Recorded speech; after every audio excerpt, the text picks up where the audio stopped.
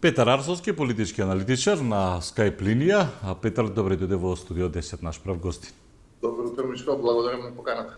Кратко, нема многу да ве задржувам, едно-две прашања. Вашиот став за и околу кривичните измени, дали е ова пазар за уставните измени или? Па, изгледа многу дека лесно помина, бидејќи сите партии заедно овозможија кворум. Сега имаме различни пораки од различни табори, од опозицијата као против изборниот закон, и сепак обезбедија кворум, власта дека ова нема врска со било какви дополнителни политички маневри, туку се работи само за усогласување со некакви меѓународни или ЕУ стандарди.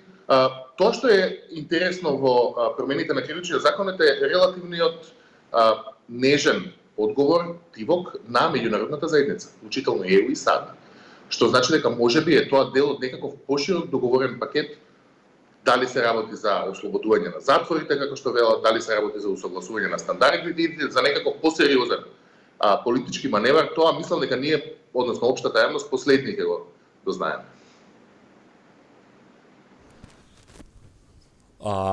Арсовски, се слушаме. Арсовски, последни ќе го дознаеме точно, меѓутоа расте ли вака недовербата и во политичарите и во судството? Она нема правда.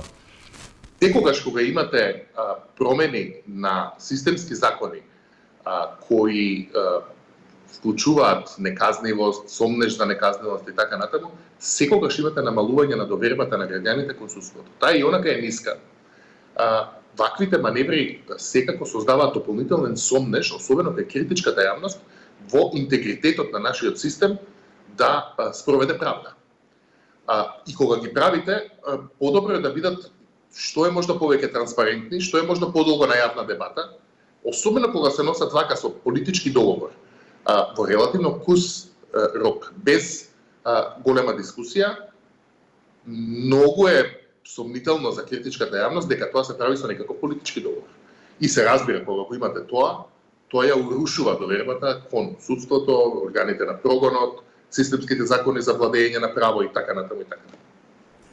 Може ли ова да се брани и дали ова мирисе на предвремени избори? Многумина веќе почнуваат со шпекулации за и околу јануари веќе да има некаква онаа пржинска влада што ние велиме 100 дена и веќе во април да се оди на избори.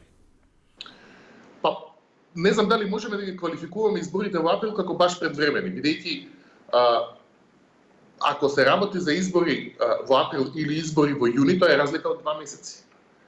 Така што во основа прашањето е дали може да се направат избори оваа година, дали е возможно политичко сценарио во кое предвремени избори би се случиле оваа година. Мислам дека тоа е многу малку возможно, бидејќи за да се случат предвремени избори не треба само да се задоволат апетитите на опозицијата, туку и апетитите на власта, треба да се најде некаков заеднички јазик. Притисокот за предвремени избори власта го условува со некакво гласање на уставните измени и така натаму и така натаму. Опозицијата е директно против тоа.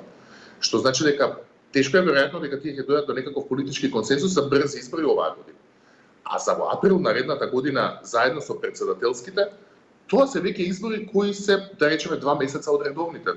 Власта зборува дека редовни избори може да се случат веќе во јуни наредната година. И сега од јуни до април, дали може да ги сметате за предвремени? Да. Технички се предвремени, бидејќи треба собранието да се само распушти. Но не менуваат ништо во политичката слика, во политичкиот таймлайн. Или жешка политичка есен, што е оно што вие го очекувате, бидејќи имаме неколку скандали зад на случајот онкологија и така натаму, еве гледаме протести, судска администрација, веројатно и таков ќе биде контекстот до практично крајот на годината. Треба да очекуваме нестабилна политичка ситуација во овој период. Од една страна го имаме притисокот на меѓународната заедница и на власта за уставните измени и за одблокирање на преговорите со ЕУ. И тоа е една голема варијабла во политичката мапа која се простира пред нас. Од друга страна имаме релативно закопаната опозиција, тврда во својот став дека нема да попушти за уставните измени и дека за ништо друго не сака да разговара освен за предвремени избори. Тие две варијабли ќе создадат една биполарна ситуација.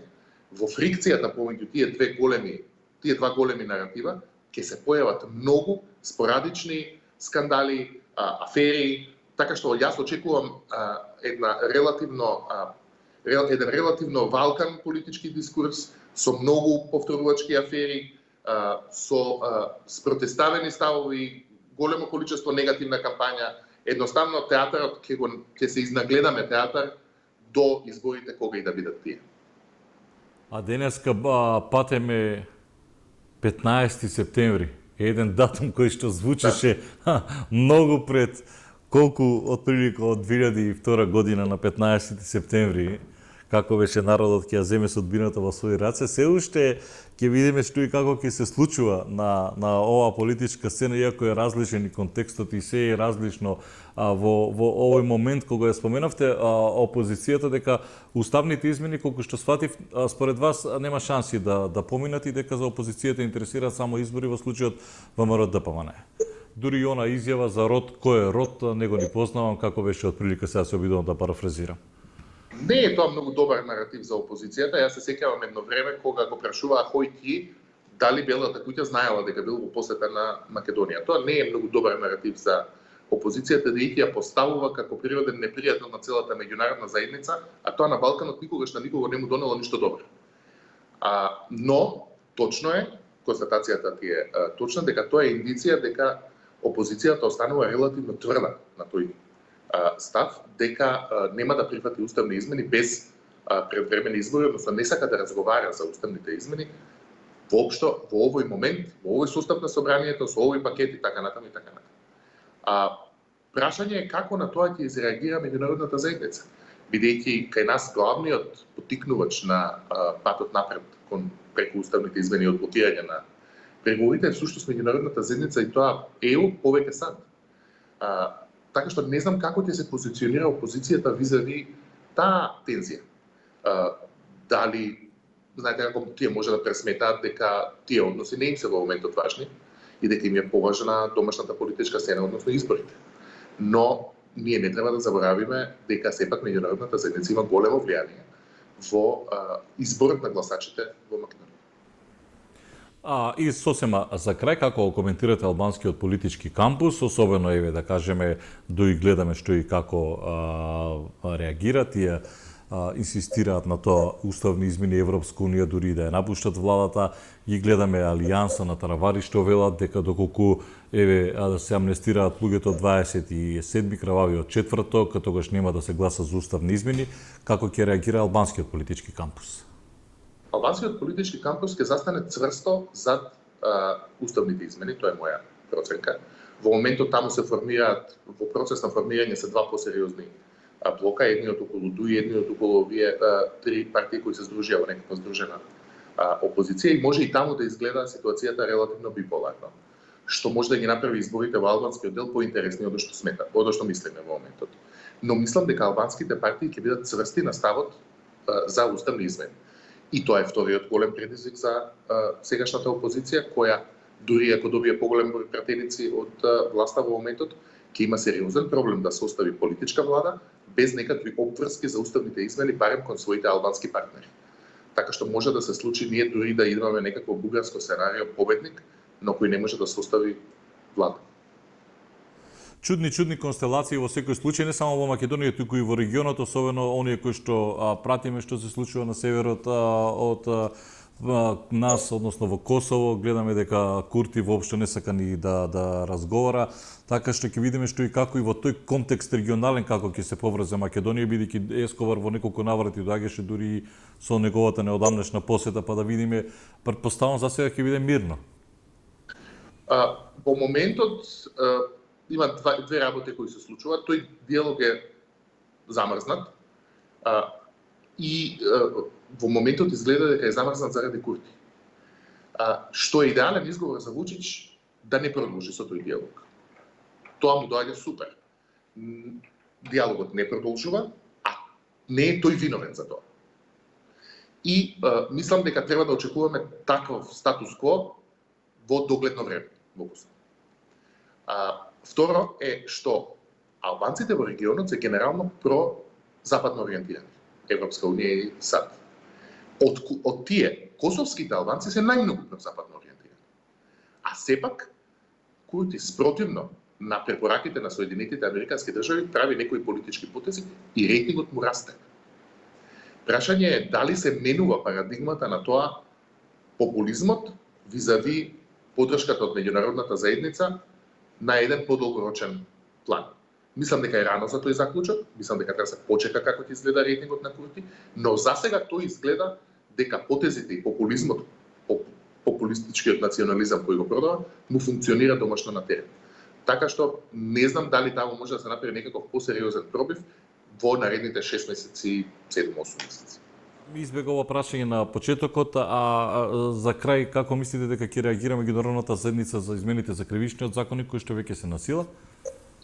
Па јас не очекувам некакви посериозни реакции, бидејќи на крајот на краиштата тоа е наша работа. Тие ќе освен тоа мислам дека меѓународната заедница ги гледа измените на кривичниот законник во рамки на еден поширок политички проект за продолжување на преговорите. Така што не мислам дека тие ќе го загрозат проектот за уставните измени со негативни коментари за кривичниот законник. Тоа е мојата преценка. Благодарам што бевте во студио 10 со оваа кратка анализа. Петар Арсовски, политички аналитичар за актуелните политички случувања во земјава. Ќе видиме што и како ќе се случува и не бадијала реков 15 септември, особено 2002 година кога Македонија излегуваше од оној во конфликт. Еве, докаде сме, што сме, како сме, се уште сме освен во НАТО, тропаме на портите на Европската Унија. Во НАТО, знаете, плативме преголема цена, го сменивме името, сега сме Република Северна Македонија. Буквално и за домашна и за надворешна употреба. Испуштивме многу шанси да видиме што и како ќе се случува со и околу уставните измени кога е во прашање Бугарија. И сега, кога реков дека правиме еден рекапитулар на она што се случуваше, бидејќи имавме најавено уште еден гостин, ексклузивен, меѓутоа нема да го открием, ќе остане за понеделник, станува збор за големо фудбалско име. Сега правиме еден рекапитулар на оно што го гледавме во неделава зад нас. Ќе се потсетиме на интервјуто со професорот, доцент доктор Владимир Рендевски, кој што доби прва награда во Пула за нивно истражување, чии што трудови се наоѓаат во научни списанија и нормално со оглед на тоа што е петок, за да не го временуваме со политика. Во финалето на овој издание на Студио 10 ќе видиме колешката Марија Латиновска со интервјуто со неверојатниот Оливер Njegov, кој што беше и во патот до успехот. Реклами, Рендевски, Оливер Njegov.